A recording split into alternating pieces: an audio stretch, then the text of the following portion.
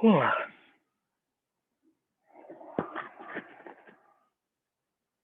Quinn.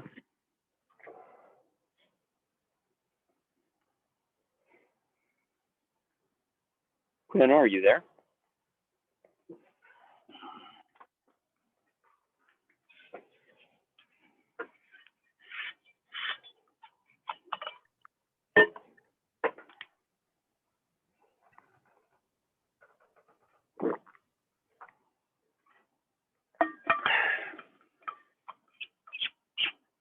How's everybody doing? Good. Tired. Pretty good. Tired? Why are you tired? I don't know. It's just one of those days, I guess. Okay. You just get finished with the workout? No. I just like to shower in the morning. That's how I We wake had up to in the get- morning, showering. I had to get up at 4:30 and drive to a different pool because a baseball player broke our pool. How did a baseball player break your pool? Well, they broke the glass windows. Actually, it was one of the trainers and a baseball player. They broke the glass windows like going into the pool. And since there's like a chance that there could be glass in the pool, they had to drain the entire pool. So this How happened did they Thursday break afternoon. the glass? They were playing catch inside the Maybe Center towards the glass windows. Nice. So where did you have to go to they swim? did it. They broke it my freshman year too. So I'm not really sure why the baseball team hasn't learned their lesson, but here we are. Yeah, because you can throw balls across the gym the other way. You could. Yeah. Okay. Whatever. All right. That's interesting. Quinn, how did your session go on Friday? We played Quincy. No, not sports. Herps. Herps. My what? How'd your session with the Herps on Friday go? Oh, in lab? Oh, it was good. I wasn't in there for that long because I already had like pictures of everything and stuff. So I just went and looked at a few other things that I needed to look at. But yeah, I wasn't in there for too long. Okay. All right. Well, good enough. Yes. Yeah, I don't care about your sports. No. You cut out a little bit. So I heard like an S word. Oh, so yeah, I just went with it. I want to know about your quality time with preserved specimens of amphibians. That's what I want to know about. You know me, I have a one-track mind. My apologies. Except I can't really apologize too much. All right. So you guys should be in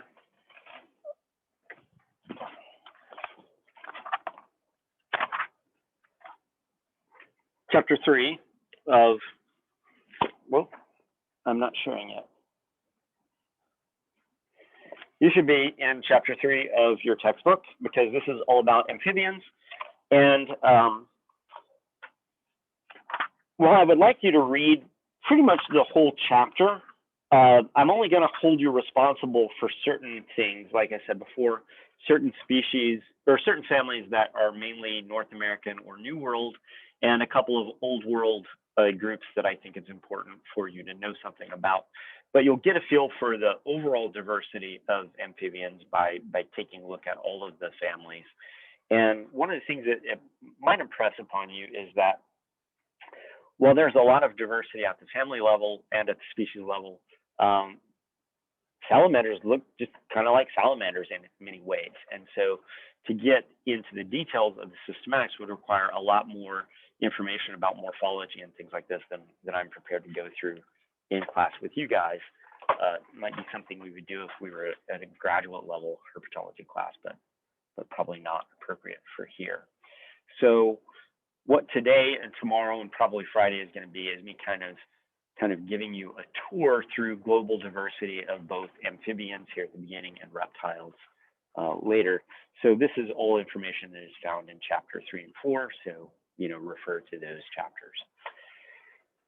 All right, you guys can see my slides? You guys can hear me, obviously, because you're shaking your heads. Okay, so we've talked about some of this already. We talked about skin, we talked about skin, we talked about skin. Oh, so we were still talking about skin. So we were talking about estivation at the very end of class. We saw the Great Plains burrowing toad, Spea bombiforans, which is a species that occurs along the Missouri River here in Missouri, although we're on the very eastern edge of its range, and the records in Missouri are really sparse. This is one of the frogs that I would like to collect this coming summer if I can get out. This is a summer breeding species, so it breeds not during the cool periods of the year, which is when most of our amphibians breed, but it breeds during torrential downpours during the summer months. So skin has a lot of other functions other than just as a respiratory organ. I was telling you guys who were in lab on Thursday that during the breeding season, certain species, in this case, this is a red-spotted newt, they will develop these cornified regions on the toes and on the rear legs. These are referred to as nuptial glands, or nuptial pads rather. And these nuptial pads allow the male to both grasp the female more securely during what we call amplexus, which is the activity that males engage in to grab a hold of the females during mating. And then you also have the development of breeding glands that may secrete, for example, pheromones, may also secrete substances that surround the egg. So the skin has a lot of modifications. You'll also notice that there are different colors all over this particular newt. You've got a pale underbelly, you've got a green dorsum, and you've got these black spots all over its body. But these are those nuptial pads that I was talking about in lab on Thursday. So we talked about both mucus glands and granular glands. The granular glands are the ones that produce toxins generally, and they're generally concentrated in clusters. So all the warts that you see on toads, each individual wart is a little cluster of granular glands. And then also the parotoid gland, which is diagnostic for bufonids, the family of toads, Buffonidae, that is a big aggregation of granular glands. And if you have a live toad, you can actually squeeze that gland and you can actually get it to eject the toxin that it produces. The shape and position of the parotoid gland in toads is diagnostic in many cases. You guys have realized that as you've gone through and are trying to learn the toads. This is Rhinella marinus, which is the marine toad, one of the largest frog species in the world. This is a specimen that I found in Puerto Rico one night while I was working there. Toads are known for producing toxins that have a hallucinogenic effect. And so the Colorado toad is one of these species that is known for these effects. And people will go up into the Rocky Mountains and collect the toad and boil the skin to make a tea that supposedly has hallucinogenic effects. And this is actually one of the reasons that the Colorado toad could, quite frankly, be doing better than it is in terms of its status as an endangered species, is because of people utilizing this toad to trip. So toxins are not something that you want to play around with on amphibians. Butch Brody, who was a professor of mine at the University of Texas at Arlington, went to Guatemala one season when I was in grad school, and he was with a group of students, and they kind of dispersed on this mountainside in Guatemala looking for amphibians or reptiles. And Butch has this habit of whenever he sees an amphibian in particular that he hasn't collected before, he will lick it to see how it tastes, to get an idea of whether or not it might be toxic, and if so, how much. And he evidently licked this salamander, woke up a number of hours later with his graduate students shaking him awake. They had found him passed out in the forest. His pillowcase that he was putting his specimens into was empty because all of the animals had crawled out, and he had evidently been knocked unconscious by this salamander that was new to him. So I do not advise sticking amphibians in your mouths because of toxin production, which is well known in amphibians. He specializes in the chemical ecology of anti-predator mechanisms in salamanders and frogs, and so he takes a little more cavalier approach to tasting the animals that he studies. Not something I would recommend to you. I have been known to taste the occasional animal, but I do it sparingly and only when I think I'm not going to die from it. I had a student in Puerto Rico, and we went to Guanica Dry Forest because there had been these torrential rainfalls there, and there's an endangered species of toad that only lives in this one little dry forest on the south side of the island. So when we heard about these rains, we endeavored to go to the other side of the island and see if we could find some of these toads and take photographs of them. And when we got there, everything was active. There were all these insects running around, much more life in Guanica Dry Forest than you normally see. And we saw these black and yellow banded millipedes, and they were just everywhere, and they were wandering around in broad daylight. And I thought, okay, black and yellow banded, running around in broad daylight. It's not a species that I had seen at Guanica in the past. So I picked them up, and the first thing that I did was I smelled them. Some millipedes secrete cyanide, and you don't want to taste those because you will die. But the nice thing about cyanide is it has a distinct smell of almonds. And this is one of the reasons I don't like almonds, is because I'm never sure if somebody gives me something with almonds, if it's actually just almonds, or if they've laced it with cyanide and are trying to kill me. So I just try and avoid almonds altogether. So I smelled it, and it didn't smell like almonds. And so I took a little taste of it, and man, it was bitter. And so I turned to my research student, Mike Strickland, who now teaches at the University of Montana, and I said, "Oh, this is hideous, taste it." And he's like, "I'm not tasting that." So I'm always a little precautious. I usually sniff things before I taste them. So anyway, exercise a little bit of caution. So the other thing that skin is important for amphibians is color pattern. And so there are different kinds of cells that produce pigments. We have the chromatophores, the xanthophores, the iridophores, and the melanophores. And they're just different in terms of the types of pigments that they produce. So xanthophores produce mainly carotenoid pigments, the oranges and reds and yellows. Iridophores produce crystals that provide structural color. And what we mean by structural color is these iridescent colors that you see. So are you guys familiar with the blue morpho butterfly? No, blue morpho. Let's go find a blue morpho. It's kind of the most obvious of all of the butterflies to look at from the standpoint of this type of structural color.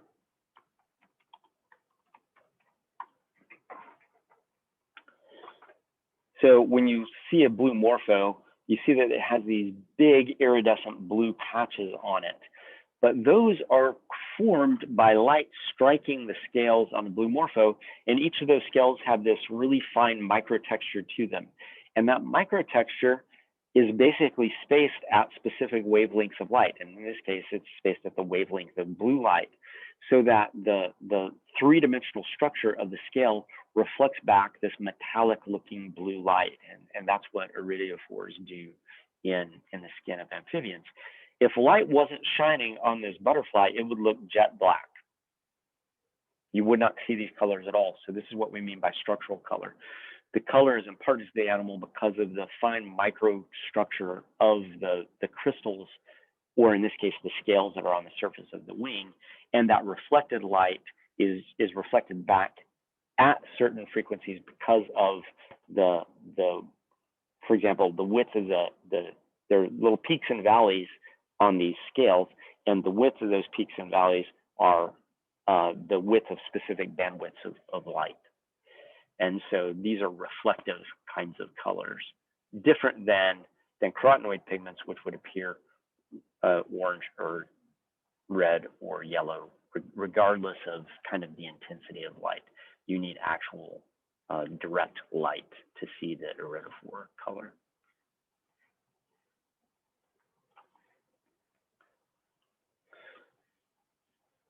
No, that is not what I wanted to do. Trying to get the slideshow back. So, and then melanophores are obviously just producing melanin. This is responsible for blacks and browns. And the thing about each of these different kinds of colors is that the iridophores are produced by these crystals, and so that's kind of a permanent color. And so oftentimes, even in preserved specimens, you will see the structural color if you put it under the right kind of light. Xanthophores tend to get washed out by preservatives, so a lot of the oranges and reds and things like that you won't be seeing in the preserved specimens. The melanophores typically are lower down in the skin, and they have these dendritic processes that basically move melanin to the surface or pull it away from the surface, such that you have animals that can change color. So chameleons do this in the reptile world, and a number of different frog and salamander species can do this. But because those melanins, the melanophores, are generally located lower in the skin, they tend to not be washed out of solution in preservative solutions. And so all those dark spots that you're seeing in the toads, those are made from melanophores, and that's why those are still present. All of the green coloration and the yellow coloration, like on the legs of the gray tree frog, those things have been washed out because they're in these chromatophores, or in the xanthophores rather. So what you see is in the upper layers of the skin, below the epidermis, but at the top of the dermis, you'll see xanthophores, and iridophores are located lower down, and then the melanophores are located even lower down. And you can change the color of a frog by basically taking the dendritic processes of the melanophores, mobilizing melanin to the dendritic processes. That melanin then obscures the crystals that are in the iridophores, and the iridophores are protected from the light, and so you can go from being a very vibrantly colored frog to being a very drab frog just by activating the movement of melanin to cover those things up. And so here you have two different frogs that are in different colors because of the movement of pigments within the cell. You get the green pigment because you have blue iridophores that are also interacting with yellow xanthophores, and those two pigments, those two cells will interact to produce a green color. But if you can mask the xanthophores, you will find that the iridophore color shines through and you have a blue frog rather than a green frog.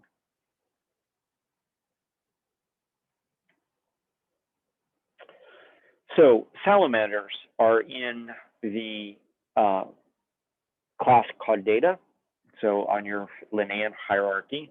Generally, we think of these things as having 4 limbs and a long tail, but they don't all have 4 limbs. There are plenty of them that have undergone limb reduction, and they're very variable in size. So they vary all the way from very small salamanders. There's recently a new species of salamander that was discovered in Georgia that is probably the smallest salamander that exists in the family Plethodonidae in the genus Thorius, which is very tiny. This is a peso coin from Mexico. And then, of course, we have the Japanese giant salamanders, which are very large. That is not a photoshopped image. They get as big as a human being. If you are ever in the Omaha Zoo, they have a Japanese, I think it's a Japanese giant salamander, and the thing is just gigantic. We have giant salamanders in the same family, the Cryptobranchidae, the Ozark hellbender here in Missouri, and they're a large salamander by North American standards, but they're nothing compared to the specimens that you get in Japan and China. And so this is one of those families that has a weird disjunct distribution. of salamanders here in the US, and then also in Japan and China that are all in the same family. This is Andreas davidianus, which is this specimen that this individual is holding. In salamanders, you will see that they oftentimes have costal grooves. These are little grooves that correspond to where the ribs are attached. They can aid in water uptake because they act kind of like capillary tubes. So if this animal is sitting in water or passing over, in this case, moist moss, it'll pick up water and then communicate that to the dorsal surface of the skin so they can actually absorb water through their skin as well. We do have a limb reduction. In some cases, it's the pelvic girdle and hind limbs that are absent. So this is an Amphiuma. It's in the family Amphiomidae. This occurs down in the boot heel of Missouri, but doesn't get very far into Missouri at all. It's a salamander that is found in large, slow-moving bodies of water. And you can see that it has limbs, but they're really reduced, really tiny front forelimbs and really tiny back limbs. It basically locomotes kind of like a snake does primarily.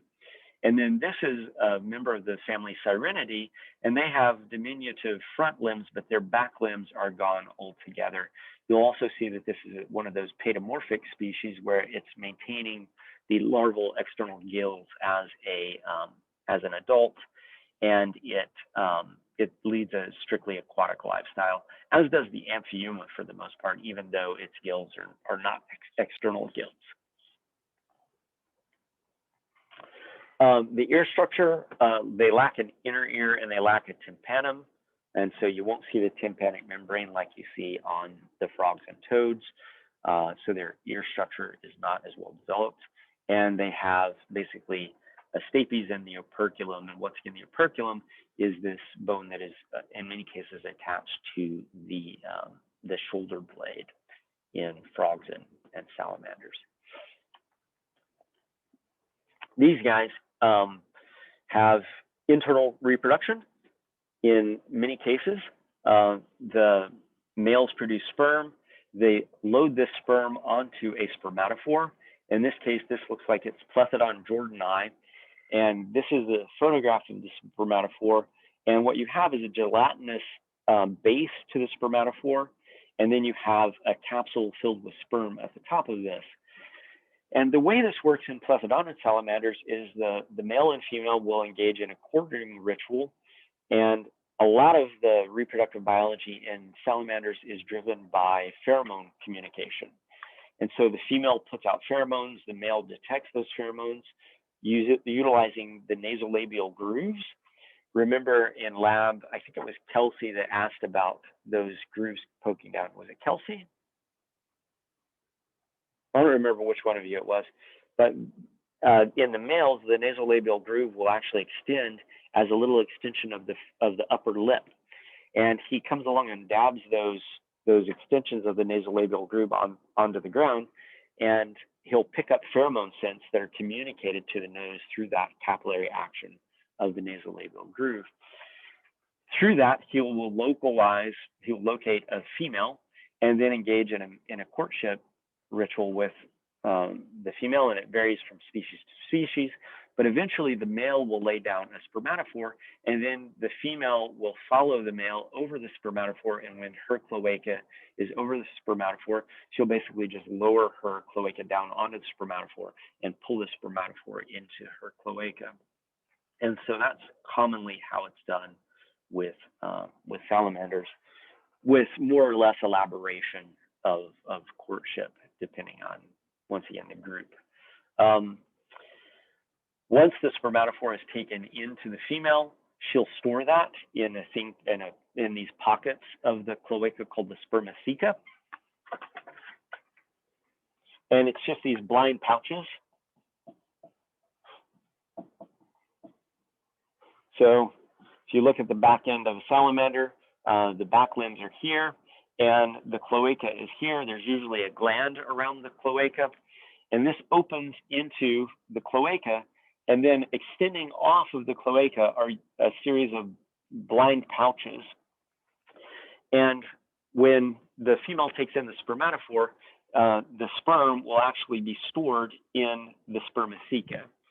And then as eggs are laid, the female will essentially squirt sperm onto the eggs as they pass underneath the opening to the spermatheca, so they get fertilized at the moment of laying. And in some cases, at least, it has been shown that females can mate with multiple males. She can actually store the sperm in different sections of the spermatheca, and she can be actually selective about which sperm gets used to fertilize the eggs.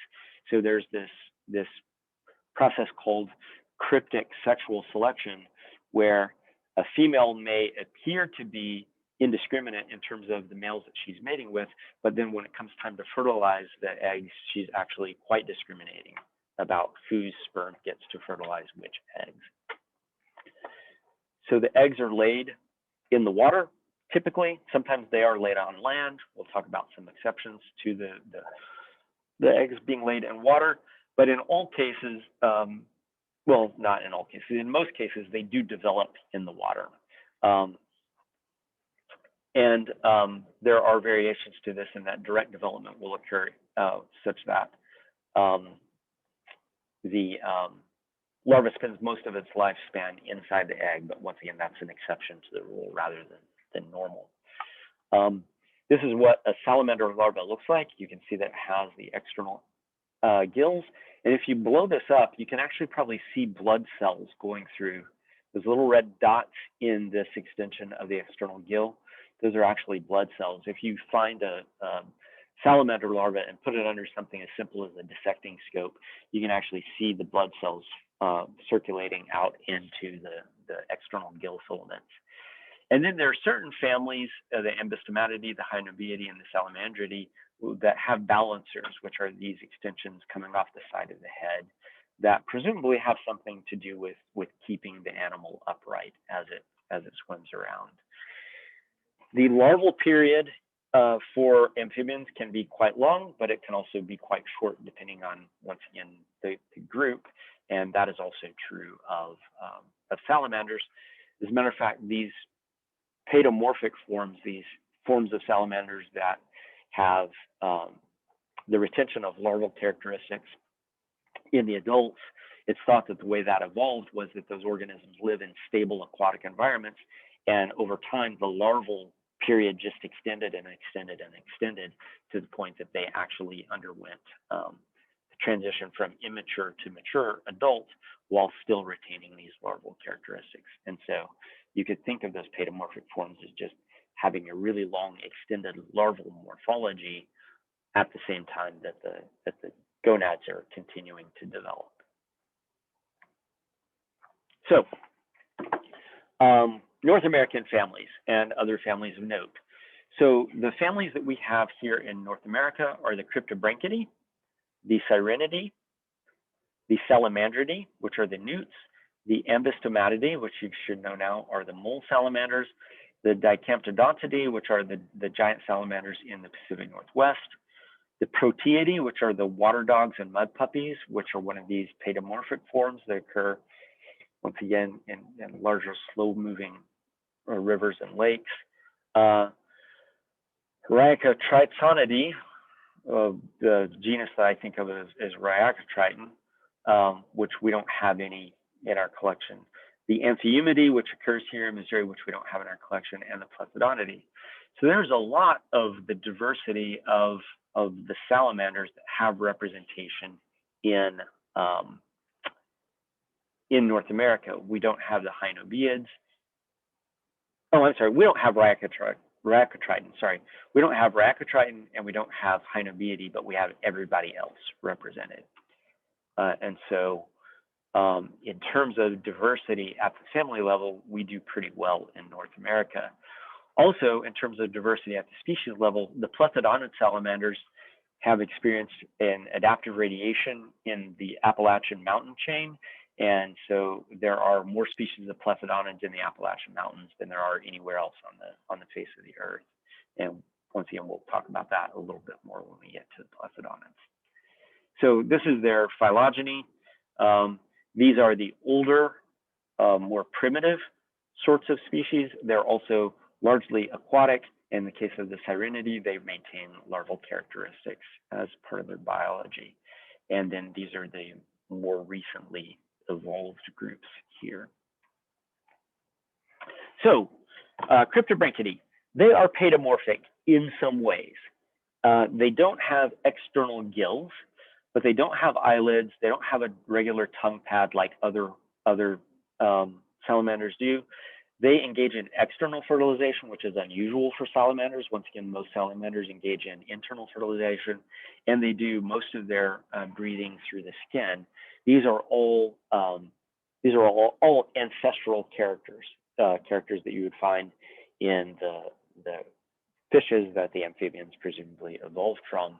All of the salamanders, for the most part, have eyelids, once again, except for these paedomorphic forms. And once again, this family is represented by the Chinese giant salamander, the Japanese giant salamander, and then the hellbenders of North America. I don't know what it says that we call the Chinese and Japanese giant salamanders, and we call the ones in North America hellbenders, but there you have it. The family Sirenidae, once again, is a southern species. It does get up into the upper Mississippi drainage, but once again, it just gets in the very, very boot heel section of Missouri, because that's down there where the Mississippi River is. It is also a paedomorphic species, paedomorphic family. Once again, total loss of the hind limbs, reduction of the forelimbs, presence of external gills, the lack of eyelids, the lack of tongue pad, the external fertilization. Has a little keratinized beak in its mouth that it uses for feeding. It has non-pedicellate teeth, and remember that pedicellate teeth are the norm for amphibians. And it has this kind of structure of the skin that is found most commonly in larvae, in that it doesn't really develop many layers of the epidermis, once again, because it's mainly going to be engaging in respiration, getting oxygen across the skin. So you want to reduce the layers of the epidermis because you want good diffusion of oxygen into the skin. Turns out there's a snake species that specializes in feeding on sirens, that it also occurs in the same geographic range as this species. The mud snake, Ferantia apicura, has a feeding specialization for sirens.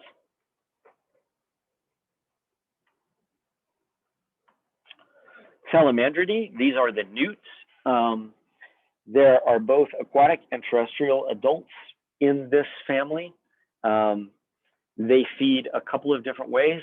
They can feed through suction, where they just increase the volume of their buccal cavity. It creates a vacuum that pulls in water and as a result pulls in food. When I've kept newts from Oregon, I would feed them worms and they would feed by suction, but they can also protrude their tongue, so they have a tongue pad. So they are not generally thought of as being a paedomorphic family. They engage in internal fertilization. The genus that we have around here is the genus Notothalmus, and this is the red-spotted newt of eastern North America. The adults are aquatic during breeding, but then they spend the rest of the year out in the forest floor. And they go through a complex life cycle where they go from an egg stage to a terrestrial F stage. The terrestrial F stage is usually brightly colored orange with these red or orange spots. That's why it's called the red-spotted newt. And then when it transitions from the F stage to the adult stage, it will turn green, but it will still retain its red spots. The F stage in this family can actually last quite a long time, depending on where the animal occurs and kind of what the environment is that the animal is in. And so that's a really long developmental time for an animal that's really only about this long. And of course, many of these species are toxic. Tarica granulosa, which you have studied in evolution and ecology, is found in Oregon and Washington, southern Canada and California, produces tetrodotoxin. The red-spotted newt also produces tetrodotoxin, but it produces it at much lower levels than it's produced in the rough-skinned newts.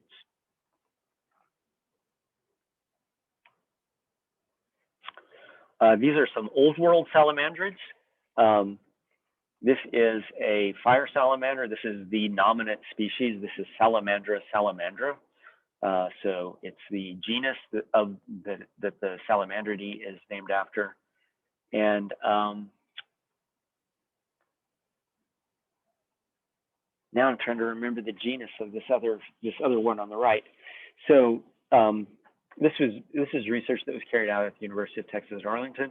As it turns out, the poison glands of the fire salamander, it's aposematically colored. That's what the bright yellow spots on the dark background would be about. It has muscles that surround the poison gland such that when it gets prodded by a stick, in this case, Butch Brody is prodding it with a stick, it can eject toxin into the air, and they have enough control over it that they can eject the toxin in roughly the direction of whatever it is that's poking and prodding at them. Oh man, I wish I could remember. This is a Chinese salamander whose genus I do not remember, and I need to remember it. Yeah, I forget. Anyway, it has modified ribs. The modified ribs basically take the form of needles, and these needles come to points at each of these little points here, and at the tip of that needle-like rib is a toxin gland.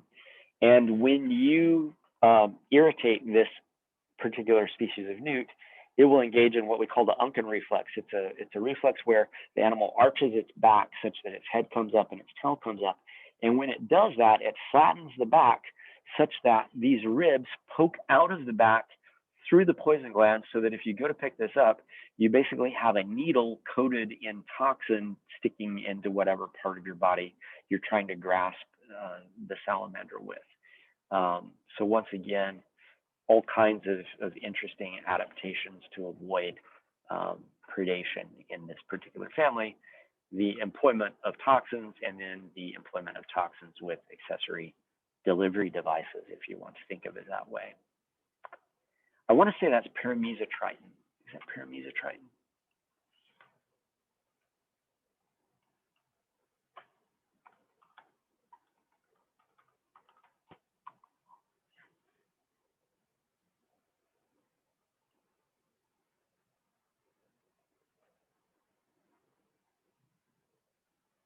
Haha, it is one of the species of Paramecitriton, I believe. So anyway, that modification is an interesting adaptation worth noting. Once again, these are found in the Old World. This is found throughout Europe. This is found in China. So salamandrids are found around the world. These are other examples of the Salamandridae. So here's the distribution. You have them in the eastern United States and the western United States. You have them throughout Europe, and then you have them in China and Japan. They don't extend into Africa because probably the Saharan desert has prevented them from moving any further south. You only find them in the Mediterranean regions of Africa. Embystomatidae, these are the mole salamanders, which you have been studying some of in lab. The mole salamanders include the tiger salamander, the smallmouth salamander, Embystomum texanum, and this is an example of the marbled salamander. This is a species that occurs once again in southern southeastern Missouri. We don't have it in the collection. They have an interesting life history in that they go and they'll breed during the late fall, early winter, and they will lay their eggs on land underneath logs typically. But they lay them in depressions that with the winter rains in the southeastern United States will fill up with water. After, the females will stay on the eggs and guard the eggs until the depression fills with water. When the depression fills with water, the eggs then hatch. They've been developing inside the eggs this whole time. The eggs hatch, the larvae emerge, and then the female at that point will go back and move back into the forest. There are plenty of So one example of paedomorphic species in this family is Embystomum mexicanum, the axolotl. You've already seen pictures of the axolotl. And like I said, I think there's a research group at at Stowers that is studying the axolotl, they're interested in its developmental biology because of its paedomorphic lifestyle, and also they have the ability to regenerate limbs pretty well. So most of these species breed in ponds or slow-moving streams. Hybridization is reasonably common. So there's a complex of salamanders that occur around the Great Lakes region, where there is a lot of hybridization between numerous species of Ambystoma, such that if we were in Ohio, studying the Ambystoma in lab would be considerably more difficult because of the degree of hybridization.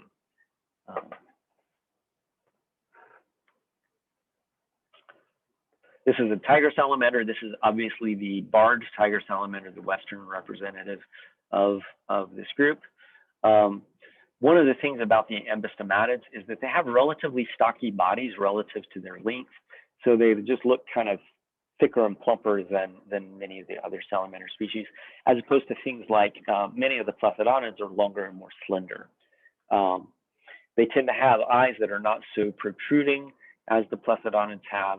And once again, tiger salamanders can get pretty decent size, but they cannot get as big as the Dicamptodontidae. The Dicamptodontidae are the Pacific giant salamanders. They, in many ways, resemble the Ambystomatidae. And let's go back and look. You will see that the Dicamptodontidae and the Ambystomatidae are sister taxa in the phylogeny that is in your book. And as a result, they do resemble one another quite a lot. Dicamptodon copi, which is named after Edward Drinker Cope, is paedomorphic. It retains its external gills, and you can find them in fast, clear, highly oxygenated streams in the Sierra Nevadas and the Cascades in the Pacific Northwest. Dicamptodon tenebrosus is not paedomorphic, and that's the animal that you see up there. The larval will hatch with all four legs developed, and the non-paedomorphic forms can have really extended larval periods. And these are animals that really only occur in pretty undisturbed areas of the Pacific Northwest where stream quality is really quite good. When I was in Oregon collecting newts a number of years ago, one of the species I hoped to find, just as an aside, was Dicamptodon, and I did not see any of them, unfortunately, in spite of being there at kind of the right time of year. So they are, once again, limited for the most part to the Pacific Northwest. There's a relict populations that are in, I think in the Bitterroots for the most part. Maybe into the Rockies, but I'd have to look that up. The Proteidae are the mud puppies, and if you're in Europe, they're referred to as olms. So mud puppies are what we call them here. Mud puppies, water dogs. They tend to have four limbs. They have external gills. They all have kind of this grayish ground color. They're a little tricky to identify and distinguish species because their external morphology is pretty similar. They have two pairs of gill slits. So they have three sets of external gills, and there's a gill slit between each of them. They appear red because that's the color of blood flowing through the external gills. So once again, aquatic and paedomorphic. They lack some of the jaw bones, once again, probably associated with their paedomorphic lifestyle. And they have more chromosomes than you would normally expect to see in other members of this large subgroup. So if you look at the Salamandroidea, which is this big group, all of these species have relatively small genomes except for the Proteidae.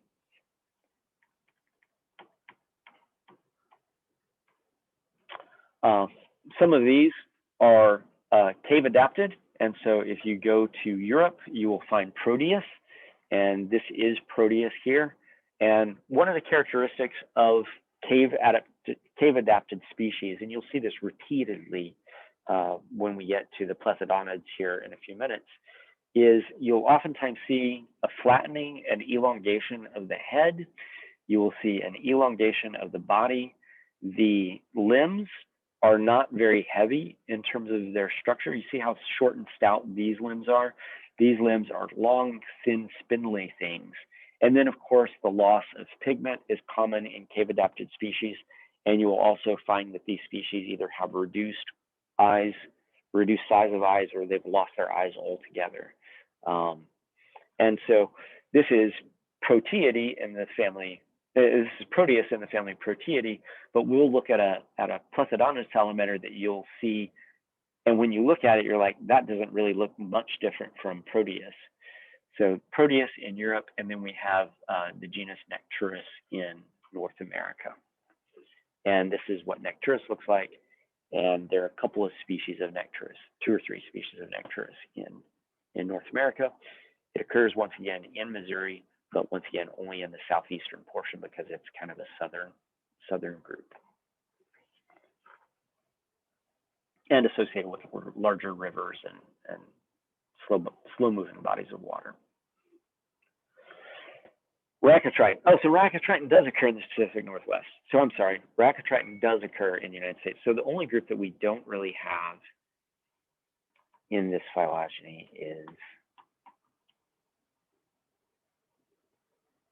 Hynobaeidae, which is an Old World group. Okay, I stand corrected. Corrected by myself, actually. Racotriton. Once again, it kind of resembles the mole salamanders in many ways. One of the ways in which it's different is the fact that the eyes protrude more than you would typically see in a mole salamander. And once again, this is limited to the Pacific Northwest, and it's only going to be found in, once again, these high elevation areas that are cold and moist and have, once again, relatively good oxygen quality in these seeps and springs. Most groups of salamanders will lay their eggs in groups, as do frogs, but this is a species that lays its eggs singly. Amphiumidae we've talked about already. Once again, tiny, tiny forelegs and tiny, tiny hind legs, really elongate serpentine body. It's paedomorphic, if I can only spell paedomorphic. It's strictly aquatic. It will die if it comes out of water and stays out of water for too long. It can cocoon up and secrete a gelatinous cocoon around it, much in the way that spadefoot frogs do. If it finds itself in a body of water that is dried up, but it can't exist there indefinitely. That is clearly an amphiuma in an aquarium somewhere. I tend to find amphiumas in muddy, boggy areas rather than nice, clear streams with nice aquarium gravel. They lay really large eggs for their body size, and once again, they're limited to the southeastern United States and just get into, once again, the very southeastern portion of Missouri. Large, slow-moving bodies of water. In East Texas, where I was in grad school and where I was an undergraduate, you could commonly catch these by putting out minnow traps and baiting the minnow traps with food. So it's a species that you can find by baiting, but you're not going to find it through just kind of casual herpetological collecting. You have to actually be looking for amphiumas. A friend of mine in grad school was minnow trapping for snakes, and he would regularly find amphiumas in his snake traps. Okay, Plethodontidae. Plethodontidae has a lot to talk about. They're commonly referred to as the lungless salamanders because they lack lungs. So all of their oxygen transport is going to be through the skin. It's the most species-rich of all of the families of salamanders. Their center of diversity is in the Appalachians, which is unusual for any group of organisms that would have a center of diversity in North America. There's also a radiation in the neotropics, which is Central and South America. So they do cutaneous respiration. They're ecologically diverse. The form that they have often matches whatever function that organism is adapted for. They have big genomes. There's been a lot of genetic work done on the family Plethodontidae. And of course, one of the diagnostic characteristics of the family is this nasolabial groove. So back when I was in graduate school in the early 90s, there was a lot of controversy about how many species of Plethodontic salamanders there might be in the United States, what their taxonomy was like, things like this. And a guy named Richard Heighton was one of the first people to start applying gene sequencing methods to start looking at phylogeny.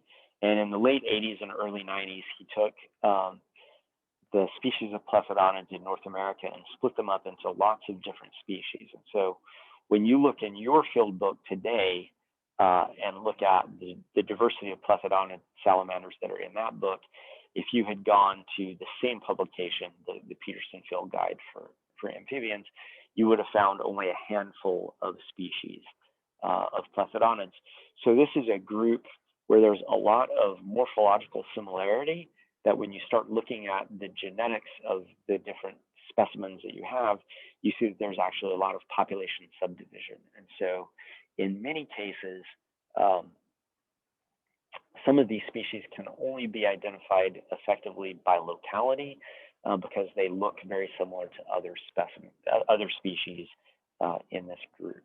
And so Plethodontic salamanders are challenging in terms of identification. Here in Missouri, virtually all of the Plethodontic salamanders that occur in Missouri are limited to the Ozark Highlands. And so we don't have any Plethodontids here around Liberty, but if you start getting down into the Ozarks, you'll start to find them. Once again, you get up into the higher elevations of the Ozarks, and if you're hanging around spring-fed streams in the Ozarks, you'll start to see these. By the time you get down into kind of northern Arkansas, these are some of the most common amphibians that you'll find. Go down to the area around Bentonville, that part of Arkansas, and flip 5 rocks, you'll find 17 salamanders. So they can be quite abundant.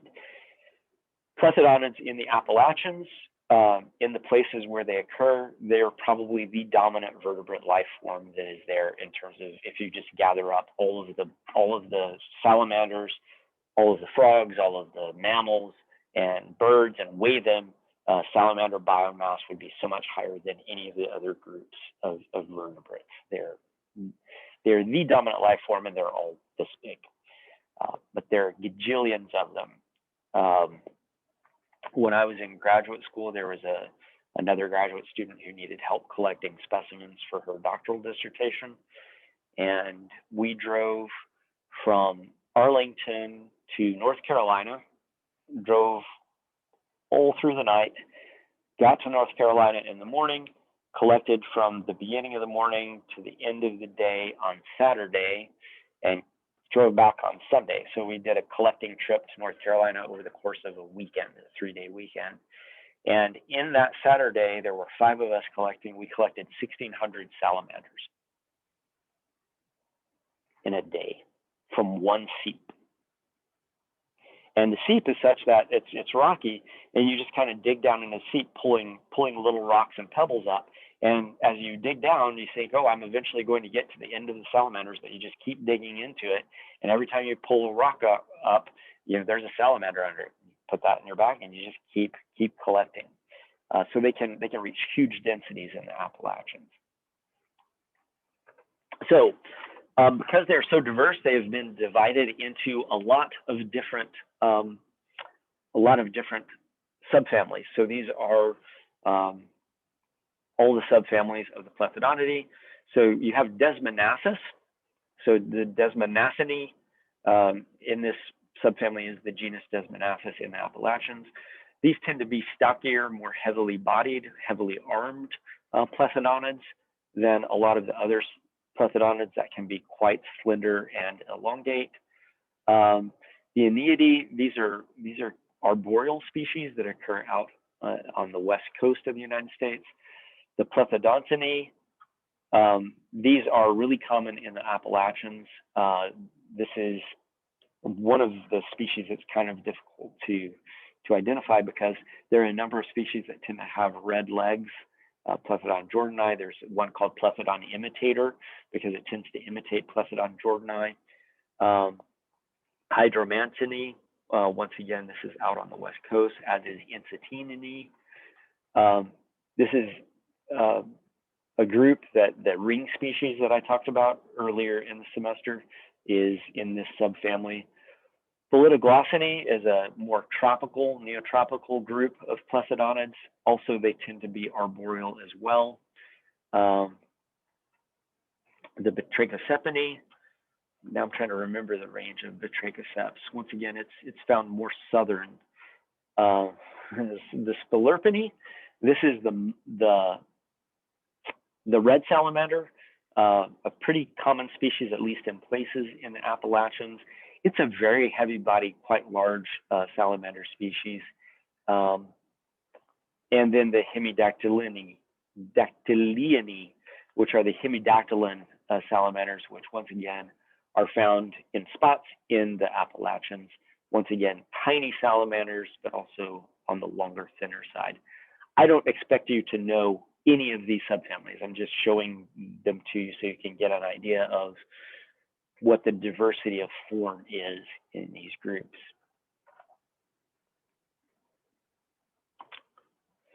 They occur throughout North America, on the west coast of North America, the eastern half of North America, into Central and South America, and then there are small groups of them in Europe and small groups of them well, one species in South Korea. But the center of diversity really is a New World center of diversity. This is the Texas blind salamander. So I told you that there's this kind of common cave morphotype that you see, and you see it in the Proteidae, and you also see it in the Plethodonidae. And when you look at this thing, it doesn't really look that different from Proteus from Europe, except Proteus is much more elongate in the body. But once again, it still has this this flattened elongated head. This is one of my favorite salamanders in the world. It occurs in one little section of Central Texas. In Central Texas, there's an underground aquifer called the Edwards Aquifer, and there are a lot of paedomorphic species that occur that are associated with this aquifer. Some of them are surface dwelling species, but they're tightly tied to the springs of the Edwards Aquifer. And then there are a number of species that are cave dwelling forms, and this is one of the cave dwelling forms, Eurycia raspinae. We'll actually talk in more detail about this complex of species down in Texas. So that's salamanders. Do you have any questions about salamanders?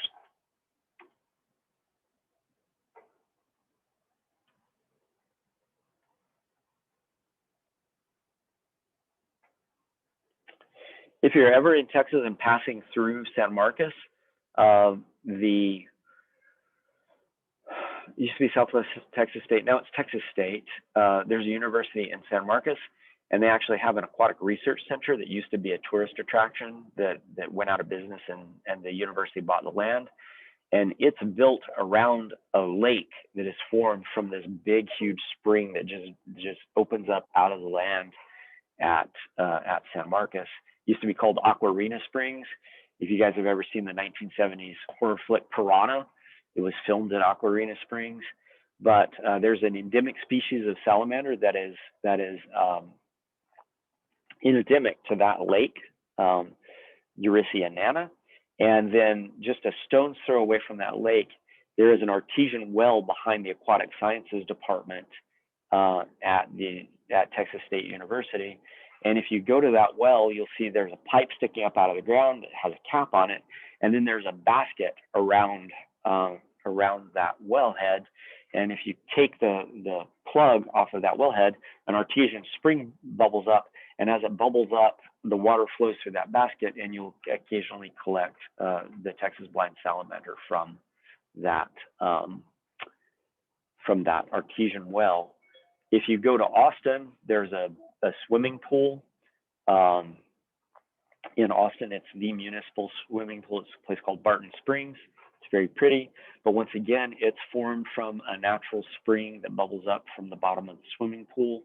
And at the bottom of that swimming pool, in the crack where the spring is coming out, there's another species, Eurysia sausorum, that once again is endemic to that particular pool. So there's a lot of endemism in this group of organisms because they need moist environments if they're terrestrial, and they need aquatic environments if they're some of these paedomorphic forms. And so there's a lot of genetic subdivision, and so there's a lot of speciation in this group. Presumably these things were all at one point widespread in a time period in the past when it was cooler and moister throughout the range of the plethodontids. But as climate over longer periods of time than when humans have been manipulating climate, you've had this general warming up and drying of the environment that has then localized these populations into the springs where they occur. And so a lot of times you can once again identify a species by just knowing what spring you happen to be sampling from.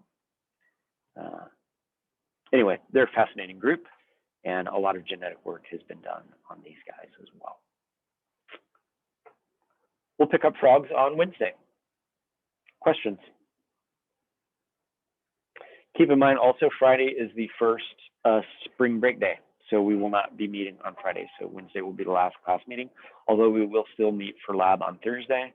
And my advice is it's probably time to start quizzing one another about the specimens in lab. This will be the third week of looking at amphibians. Fourth week will be next week, and the lab exam will be the week after that. All right. Oh, yeah. Can I come in to tomorrow morning early, if that's okay, like around 8 or 9? Yeah, sure. I'll come in at 8 and unlock the lab for you. Sure. Okay, thank you so much. All right, no problem. See you guys Wednesday.